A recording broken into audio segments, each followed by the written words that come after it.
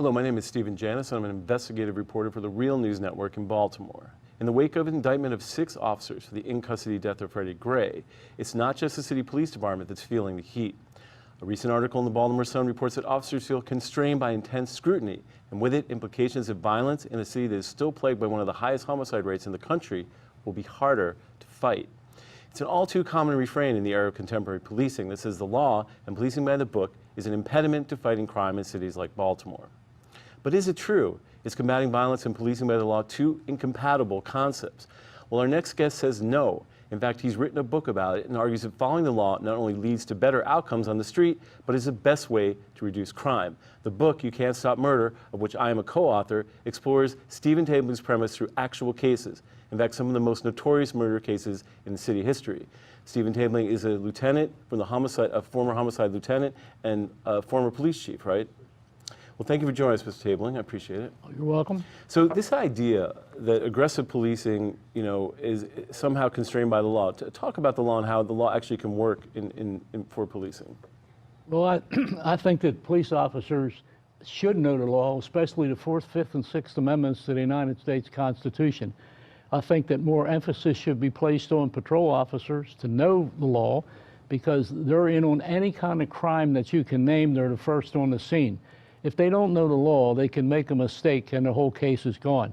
And just remember, what that little cop does on the street can go all the way to the United States Supreme Court. And not only that, if they understand the concepts of those amendments that I just mentioned, when they're on the street, they're better able to evaluate a crime, they're better able to evaluate when and why they can make an arrest, and then they're more capable of articulating that reason for arrest when they get in a court of law. We had some programs in a police academy where we went all the way through court testimony. We had a court judge from circuit court, we had prosecutors, we had defense attorneys, and we had law students. And it turned out to be one of the best programs ever. But don't ask me why they stopped it. And my understanding from the University of Baltimore Law School, that was the first time in the history of law school that anything like that had ever been done. But just think, the 4th Amendment, search and seizure, individual rights. The 5th Amendment, it talks about a person's right not to talk to you. The 6th Amendment gives you the right to an attorney. Now, if you know those amendments, all these laws are not an impediment to you because you better understand them. There's a bad understanding of Miranda. A lot of police officers don't really understand Miranda. Let's take, for example, stop and frisk. That's the best tool that police have ever been handed by the Supreme Court. It came out in an 8-1 decision. And what the Supreme Court said in that case is, if an officer knows that someone's on the street and they're presently armed and dangerous to themselves or society, should the police officer shrug his shoulders or should we give him a tool? And they gave us a tool. And it's called articulable reasonable suspicion. But unfortunately, what happens a lot of times when the officers don't know exactly that law, sometimes they'll be patting people down illegally.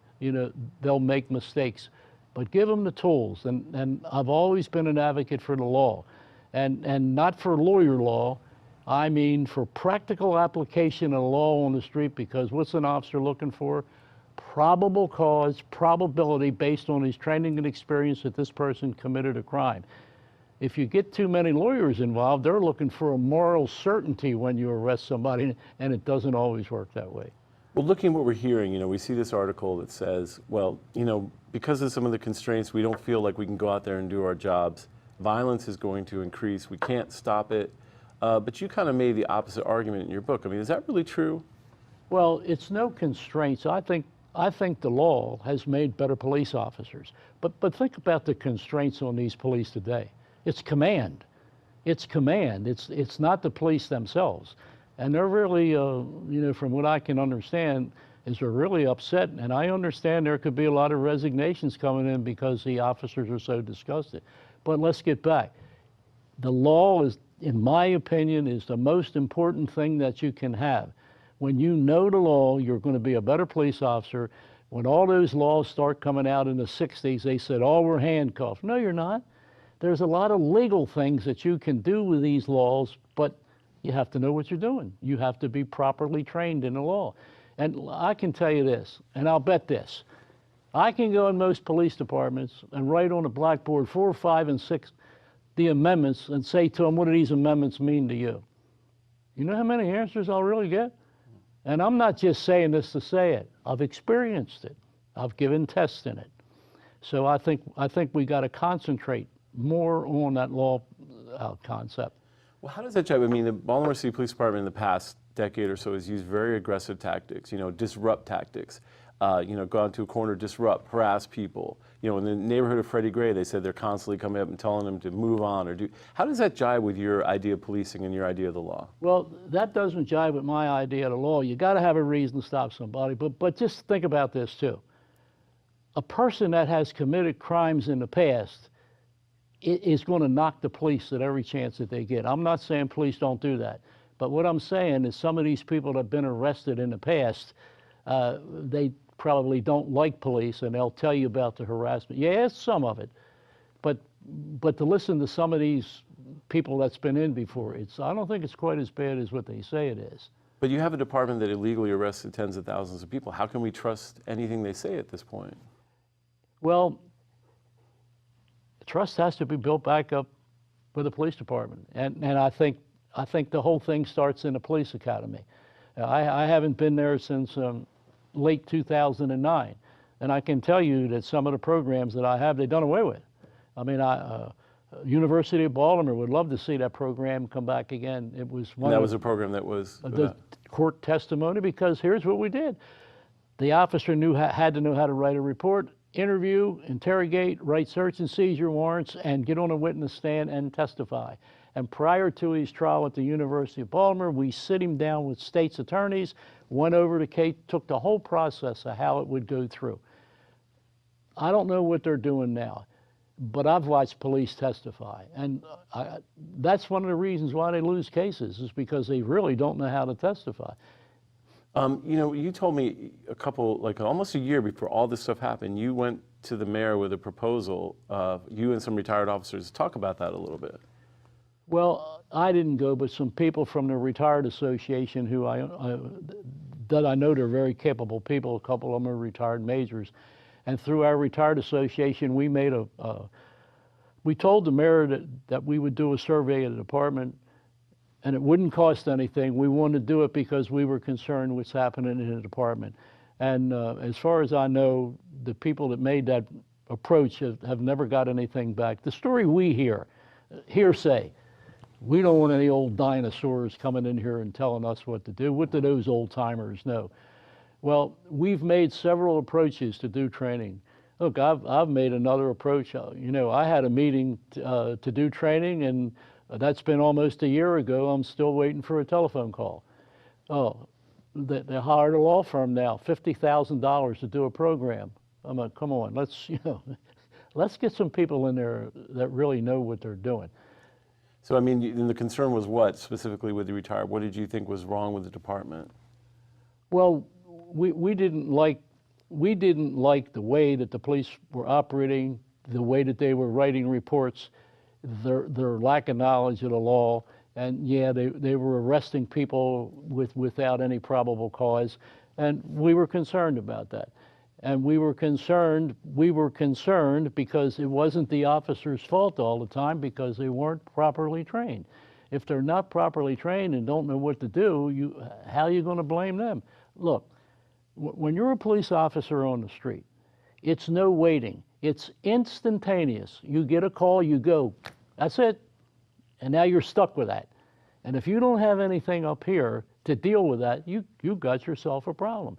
It's an instantaneous operation, but you got to be trained for it properly. And believe me, it sticks here if it's put in here.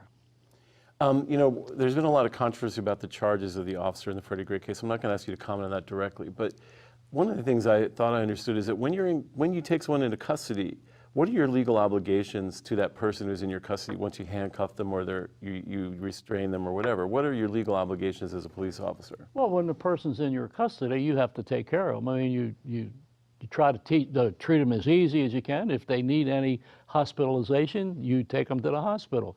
You do everything humanly possible for them. And you always teach officers, you never hit a man with handcuffs or anything like that, but there are times when you're going to have to protect yourself. When you protect yourself, if it comes to the point where you might have to hit somebody and they go down, that's the end of it. You don't start after a person's down, because then what do you get into? You get into brutality. Everyone's not going to go with you willingly. There's going to be a time in a policeman's career where somebody's going to hit him and he's going to have to protect himself. But again, there's limitations to what you do with that. So you served this department for most of your career. You have watched it change. Was training and was the kind of things you talk about, could that have prevented the mess that we see now? I mean, let's face it, they're under 3 investigations simultaneously. That's almost unprecedented. Could the type of stuff we talk about really fix policing in a city like Baltimore? Well, I happen to think training is the answer.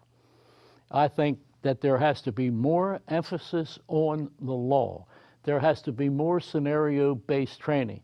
There has to be less emphasis on physical training.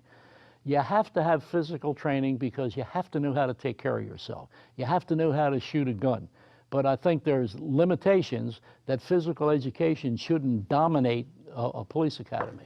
Well, and last question, we have talked about this idea of your book, and we both discussed this at length, You Can't Stop Murder. And in terms of police and crime fighting, it sort of leads one to a different conclusion than the aggressive get out in the streets, that, investigations and lawful policing. So just explain that a little bit, what you mean by you can't stop murder in the sense, and what it means for policing today. Well, you really can't stop murder, because murder is a crime of passion. And you can put a cop on every corner and somebody's going to get murdered. But what you can do with good policing, and when you arrest somebody, you make a good arrest, and when they go to court, you convict them. If you got somebody for murder and they walk out 2 or 3 times, what's the problem most of the time? It's a bad investigation. And don't you think these people don't look at this on the street, to see what's happened? And you need swift, good prosecution on cases, and put the people away that belong away, and look at the people that are out on the street, that if it had been a good investigation and they'd have got convicted, they would have never been out on the street. But you can't stop murder, but you can do some preventive things to stop street-type murders and things like that. And the preventive things is to do good investigations and get the bad people off of the street. Well, Lieutenant Tabeling, we really appreciate you coming and discussing it with us, and hopefully you'll come back. Thank you. My name is Stephen Janis. I'm an investigative reporter for the Real News Network, reporting from Baltimore. Thank you.